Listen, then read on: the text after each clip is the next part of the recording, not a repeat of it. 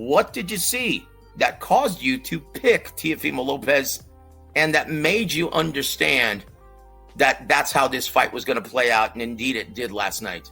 I thought Teofimo was favored, but you told me Taylor was. So I thought Teofimo was favored because I thought he was going to win.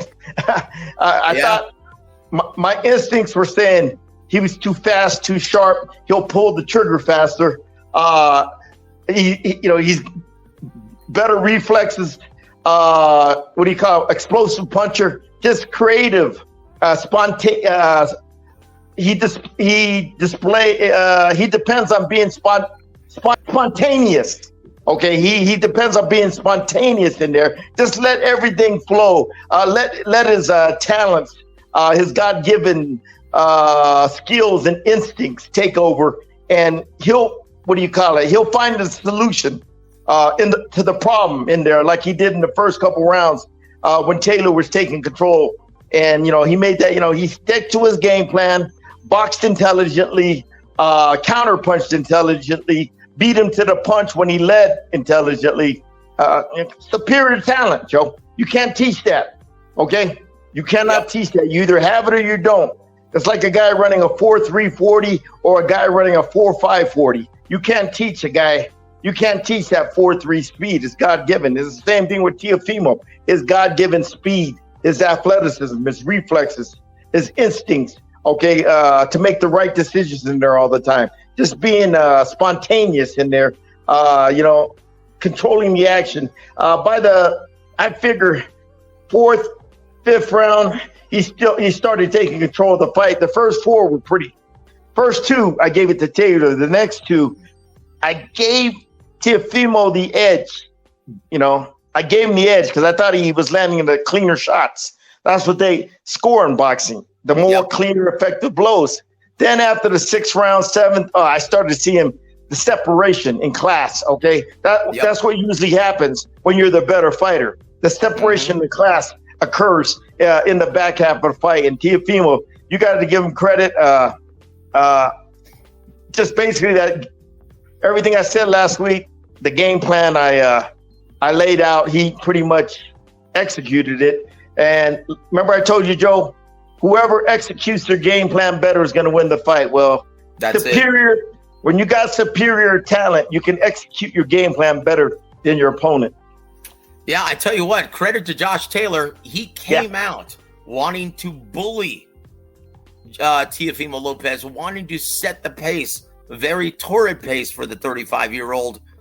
And what changed, Gogue? Was it once again, that sharp right uppercut, the sharp left hook as he was coming in? Well, it was noticeable after about the midway point, like you stated, that he began to think twice about just simply barging through the front door. Yeah. Teofimo Lopez getting his attention. Plus, people talk about his, he was beating him to the punch, the counter punching, but his defensive skills too. It was hard for Taylor to get a clean shot off on him. Okay. His head movement, his footwork, you know what I mean? His head and upper body movement, his footwork, had a lot to do with it. Yep. Even when he had him against the ropes, he had a very hard time landing cleanly. Sure. Yeah. And that's what happens, Joe.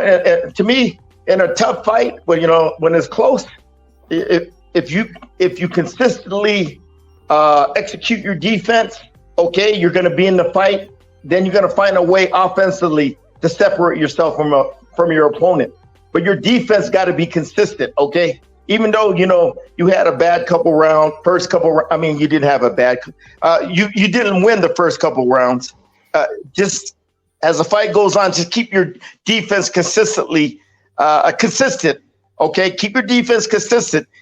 Make your opponent miss a lot. Don't let them hit you with a lot of flush shots. Then you're going to see your opponent start getting frustrated. You're going to start see him get tired as the fight goes on and everything, okay? Then all that other stuff plays an effect. The sharp countering, the leading with the sharp combinations, beating them to the punch, okay? That's only effective as long as your defense is good. Now, if Teofimo was getting hit a lot, all that shit wouldn't have mattered, okay? Yep.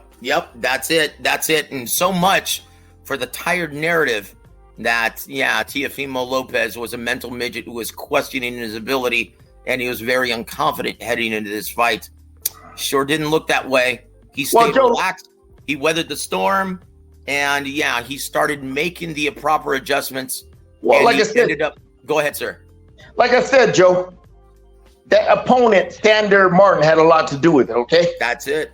Yep. He had a lot to do with Teofimo looking like shit, making him doubt himself. Okay, okay. So it wasn't Teofimo; it was the opponent that made him feel that way. That made him perform that way. So, but anyway, I knew Taylor would be an easier target to hit. Okay, he's not going to be like this guy, fighting in safety first mode the whole fight. Where guys like that, they give you a very, very difficult time to get your timing and rhythm, and they're going to make you look bad. Yep, I tell you what, guys, and congratulations to Teofimo Lopez.